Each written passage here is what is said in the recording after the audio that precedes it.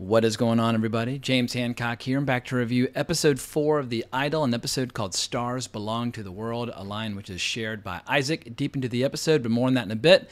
But this story, as always, was written by The Weeknd as well as Sam Levinson. The screenplay was written by Sam Levinson, and it was directed by Sam Levinson. And all I'm going to say up front is, holy shit, I'm glad I've been sticking with this show and been patient with this show because I thought that was the best episode yet. However, my joy is a little bittersweet because I thought this show was going to be 6 episodes total, and as it turns out, next week it's the season finale. Like, what the fuck?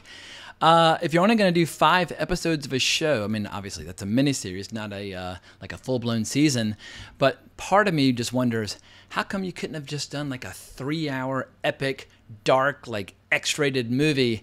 As a movie lover, that's what I would have preferred, but obviously Sam Levinson, his chosen medium is TV, and obviously HBO gives him basically carte blanche to do whatever he likes. But I just wonder, if The Idol had been made as like a big, giant, kind of lurid extravaganza, something like Paul Verhoeven's Showgirls or something along those lines, would it have sold, like would it have done well?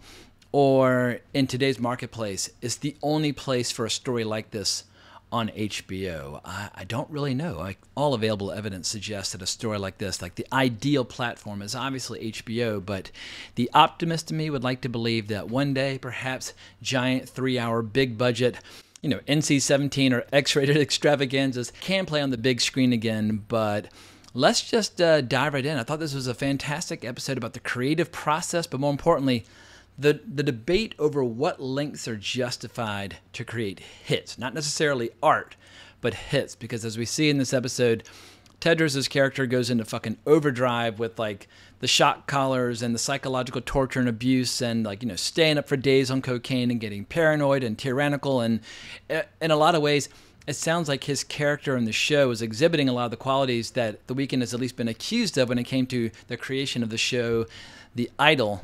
And perhaps there was a subtle method to his madness, misbehaving so horribly on the set in order to get to the kind of the creative headspace he needed to be in to create this episode.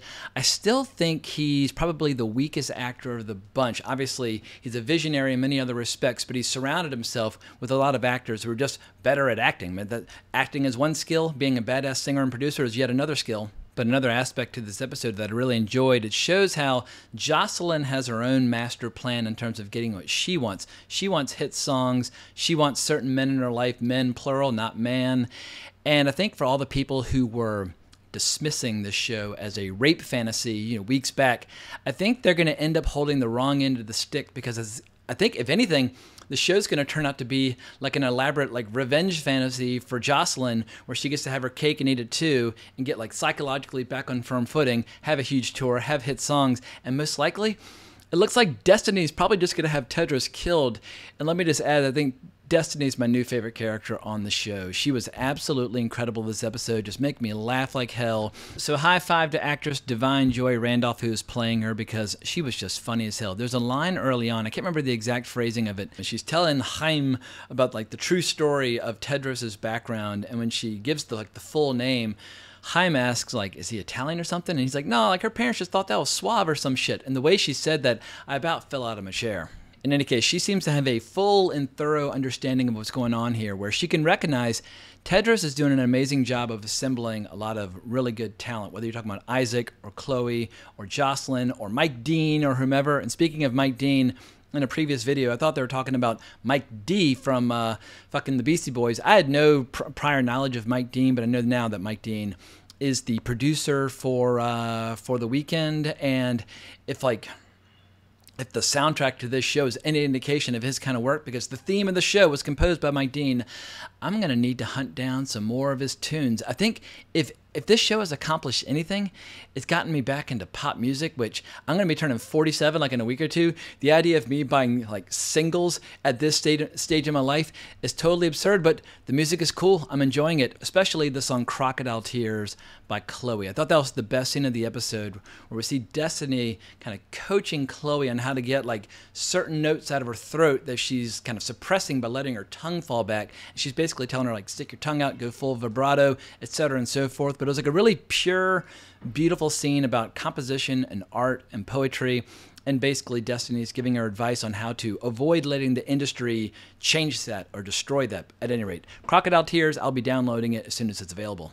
So long story short, Tedros is doing an amazing job with creating these songs, but as Destiny observes, his process to get there is pretty reprehensible. I mean, he puts Xander in a goddamn shock collar for a little kind of interrogation or Q&A. But it's not just Tedros. Jocelyn's getting off on it as well. Like, if anything, Jocelyn's becoming as depraved as Tedros, if not more so, because she seems to be playing a long game on Tedros, so much so that she reduces him to tears by the end of the episode as he's sitting outside the bedroom listening to her have sex with her ex, Rob, who's a giant movie star in some superhero movie. I mean, Tedros' confidence is slowly but surely caving in. I think he'll be redeemed to an extent if the songs become hits, but I have a feeling whatever his fate is next episode, it's not going to be pleasant. But let me slow down a bit and look at my notes and see which details I want to call attention to. I'm rambling a bit like Leia when she's all coked up and can't stop talking during the recording session. And also, to be fair, or at least to take Leia aside, anytime I have a lot of people doing any sort of stimulants for long periods of time, pills, cocaine, whatever, even just coffee, nobody can shut the fuck up. At that point, you just need to clear the room and focus on the creative process. But let's start with the cover of John Lennon's song, Jealous Guy. I've been listening to Jealous Guy for like 25, 30 years. Yeah, I mean, going back to when I was a teenager. I was a Beatles freak growing up, and there are a lot of tunes from John Lennon's solo career that I also really enjoy, in particular, Jealous Guy. But it was interesting hearing a new version of it. I'm assuming that was The Weeknd doing the vocals, but I would have to check to make sure. But I feel like this episode threw a little red meat for the ladies this time around. Everybody's been criticizing this show for like the abundant skin and sex and blah, blah, blah. I mean, everybody just needs to grow up and or grow a pair. But here we see Isaac stretching on. I mean, that is pure macho beefcake. Or if it's not necessarily for the ladies to enjoy, but for whoever wants to admire Isaac's physical form. Obviously, the guy is Diesel. He's totally shredded. And later on during the pool party, we see some dude's dingus just on prominent display. But of course, because it's HBO, it is a flaccid penis. And I don't know exactly what the rules are on flaccid penises versus erect penises. But from my point of view, if I were an actor going on a show on HBO that could be potentially seen by at a minimum hundreds of thousands of people, if not potentially millions of people, I would demand in my contract that I'd be allowed to take a fistful of Viagra and say, look, I'm only going on screen if I'm rock hard. But for decades now, HBO has been carpet bombing pop culture with all sorts of flaccid penises, from shows like True Blood to Game of Thrones to whatever the case might be.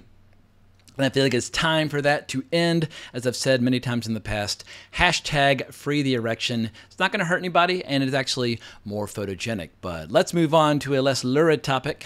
Not that there are a lot of topics that are not lurid on this show to discuss, but I guess we see the emerging tension between Leia and Tedros, and he's constantly telling her to shut the fuck up and just abusing her.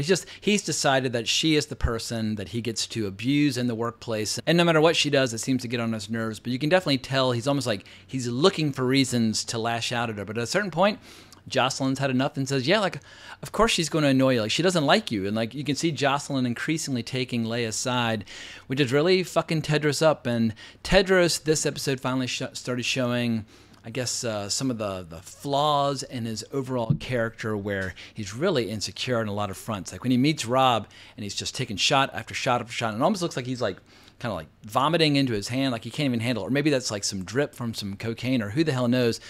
But he's getting into all the, I mean, this is how parties start to go bad, because he wants to like square off and do some like light sparring and telling Mike Dean to play on the piano. But we've all been at parties where there's a certain turning point where he goes to the dark side and somebody gets in a fight or a screaming match and basically the whole night's ruined. However, Jocelyn, like, she, I guess, diffuses the whole situation. She leaps right into Rob's arms. He grabs her butt, and they rush off to the bedroom for some hanky-panky. Also, I should give a shout-out to actor Carl Glusman, who plays the character Rob. And for people who don't know, he was in a little movie called Love back in 2015, directed by Gaspar Noé. And for everybody out there who feels like The Idol is too shocking or too controversial, I just want to say, look, go watch some movies directed by Gaspar Noé, and you will come away looking at The Idol in a completely new light, because Gaspar Noé is one of the most shocking filmmakers in the world. I mean, Irreversible from 2002, holy shitballs, that would melt the chattering classes in these delicate times. Climax from 2018 was very solid. I Stand Alone I saw, that's from 1998, but I don't really remember. In any case, this actor, he is well versed with controversial filmmakers. So once again, doing The Idol, I'm sure he could do it with like both hands tied behind his back. But another source of tension this episode is the fact that Diane gets offered the song World Class Sinner by Nicki, like all the resources of the studio, tour, single, like you name it. And Diane's feeling a little bit ambivalent about it, and she actually comes to the pool party to confess all. And she admits to Jocelyn the reason she took Jocelyn to that club in the first place to meet Tedros was because Tedros had asked Diane to do so. And I think that's the real turning point for the episode, where Jocelyn looks at Tedros and kind of sees him for the first time, and that she's getting manipulated, just like all the other members of his little cult are being manipulated, where he uses these tactics where he'll just abuse the shit out of people, he'll smack them, he'll humiliate them, he'll give them electric shocks, whatever the case might be, and then he'll free them and he'll pat them on the head and he'll give them a reward and tell them how talented they are. And so, yeah, it's all that carrot and stick, classic manipulative behavior. And even though it seems like Jocelyn is turning the tables on Tedros a bit, a lot of his ideas are working. Like, I guess she did an Instagram video into her phone talking about being abused by her mother for all those years with the hairbrush and that sort of thing, and how she loves her fans, she appreciates her fans, and that she's not going to let them down. Like, obviously, that goes over very well. And we see how Isaac is still totally loyal to him, and how he recruits Xander over to their side by stripping him down and washing him clean while he's all tied up and saying, all right, we're going to let you go, but you got to do one more thing for us. And as we see, Xander's totally playing ball at the end when he basically sabotages Rob by having her pose for a couple pictures with this girl who he claims is a fan, but obviously they're trying to, ruin his reputation with Jocelyn and sabotage him and cockblock him and that sort of thing. In any case, there are a lot of plot lines that need to get wrapped up next weekend. Once again, I thought we had 2 weeks to work with. I can't believe this fucker's dragging to a close. I don't know what I'm going to do with my Sunday nights moving forward, because I don't even know which show is filling this gap in the HBO schedule moving forward. The only one that I know that's on the horizon is a True Detective Season 4. It's coming out some point in 2023, but I need to look at the HBO schedule to see if there's something that grabs my interest moving forward. But chalk me up as somebody who has been thoroughly entertained by The Idol. Has it had its peaks and valleys and its flaws and inconsistencies? Sure. But it's also stylish and entertaining with wild music and some of the most beautiful naked bodies we will see on the big or small screen all year. And I just love how Sam Levinson refuses to play by the rules, and he's got enough success at this point where he's got a lot of rope to hang himself. I hope he doesn't blow it at some point with like a big high-profile failure where he basically has to retreat back to smaller budgets, because I feel like right now he generates just enough eyeballs where he can kind of continue getting away with murder, but the moment he has a show or a movie that doesn't deliver, the press is going to eat him alive, because they already did eat him alive after the season premiere of this show, but they're just waiting for an opportunity to utterly destroy him. I don't know why, because he consistently delivers some of the most interesting shows in the TV landscape to discuss. I don't want to spend the rest of my life talking about fucking superhero movies. I want to talk about sex, drugs, and rock and roll, and The Idol gives me a chance to do so. So thank you to all the cast and crew involved in this show, and I can't wait to review the season finale next week. But that's all I've got for now. Hope you enjoyed this video. If so, please consider hitting that notification bell to be notified about future videos. Hit the subscribe button, all that good stuff, and hunt me down on Twitter at Colbrex if you want to talk more about film, television, or whatever. But I hope everybody has an amazing week, but more importantly, as always, onwards and upwards.